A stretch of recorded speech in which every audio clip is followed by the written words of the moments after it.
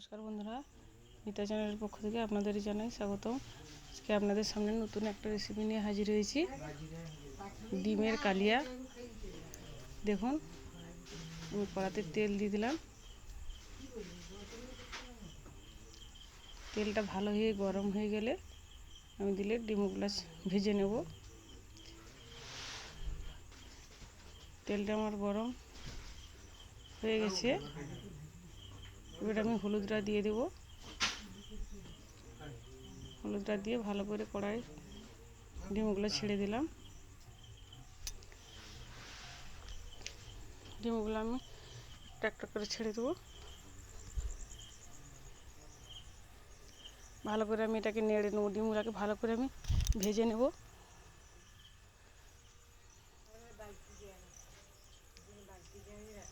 ভালো করে আমি ভেজে নেওয়ার পরে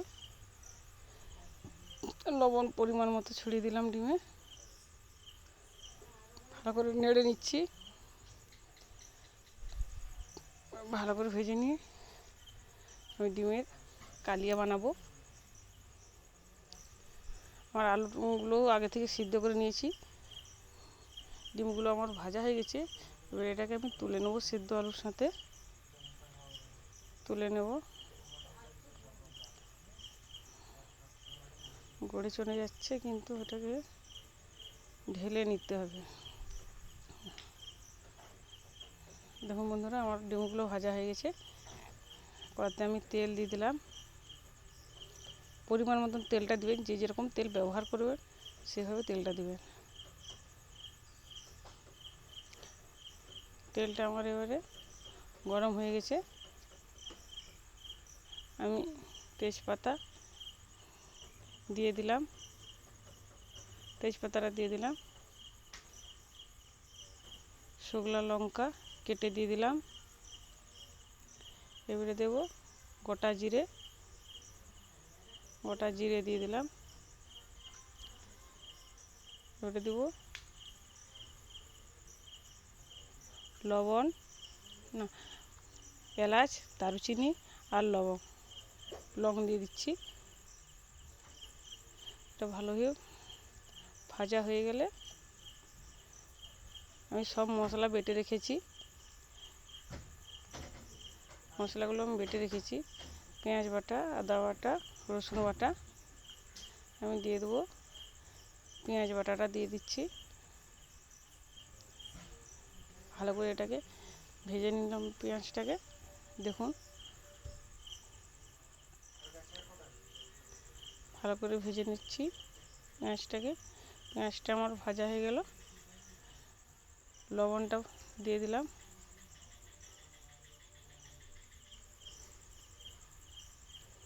পেঁয়াজ ভাজা হয়ে গেছে আমার। এবারে আমি রসুনটা দিয়ে দিলাম। রসুন বাটাটা দিয়ে দিলাম। আদা বাটাটা দিয়ে দিলাম। আদা বাটা রসুন বাটা একসাথে দিয়ে আমি এটাকে ভেজে নেব ভালো করে।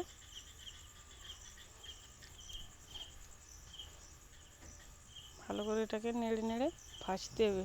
হালকা করে জাল দিয়ে মশলাটা ভাজতে হবে। যেমন মশলাটা আমার পরিমাণ মতো আমি হলুদ গুঁড়ো দিলাম।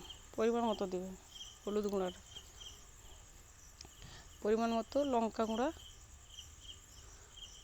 যে যেরকম ঝাল ব্যবহার করবেন, ঝাল খান সেইভাবে ঝালটা দিবেন। ভালো করে আমি এটাকে ভেজে নিচ্ছি। দেখুন, আমার মশলা ভালো করে ভাজা হয়েছে। মশলাতে একটু জল ছড়িয়ে দিলাম, যাতে না মশলাটা আমার নিচে কড়াতে লেগে যায়। দেখুন, আমার তেলটা মশলা থেকে হালকা হালকা তেলটা কীরকম ছাড়তে শুরু করে দিয়েছে। জলটা যত হালকা দিবে তেলটা ভালো ছাড়বে। এবারে কুচানো পেঁয়াজগুলো ছিল, পেঁয়াজগুলোও দিয়ে দিলাম।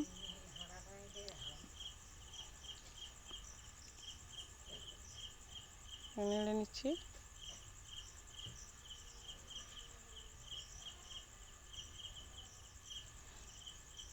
মশলাটা দেখুন ভালো করে ভাজা হয়ে গেছে।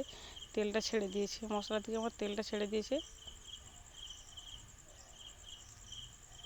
ভালো করে নেড়ে নিতে হবে।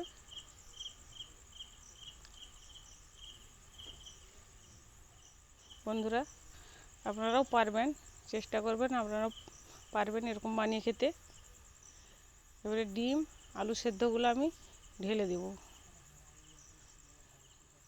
ভালো করে এটাকে নেড়ে নেবো। একটু পরিমাণ মতো অল্প পরিমাণে জল দিলাম।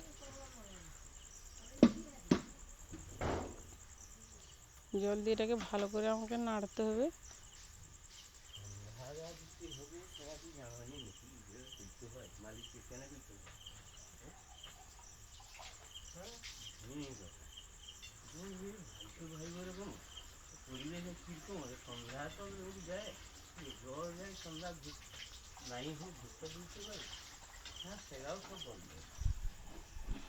নিচ্ছে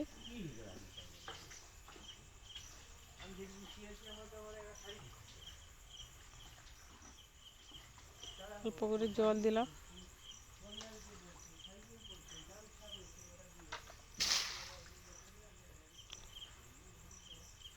পরিমাণ মতন জল দিয়ে আমি এটাকে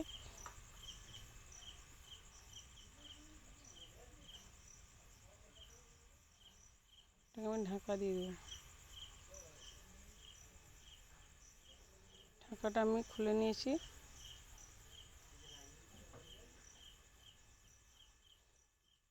আমার রান্না হয়ে গেছে। এবারে জামেতে আমি ঢেলে নেব। বন্ধুরা দেখুন, আমার রান্না কমপ্লিট করে দিয়েছি। আমার রান্না খুব সুন্দর কালার এসেছে। মাখা মাখা করেছি রান্নাটা। আমার রান্না কমপ্লিট হয়েছে। দেখুন বন্ধুরা, আমার রান্না যদি আপনাদের ভালো লেগে থাকে আমার চ্যানেলটিকে লাইক, কমেন্ট ও সাবস্ক্রাইব করবেন।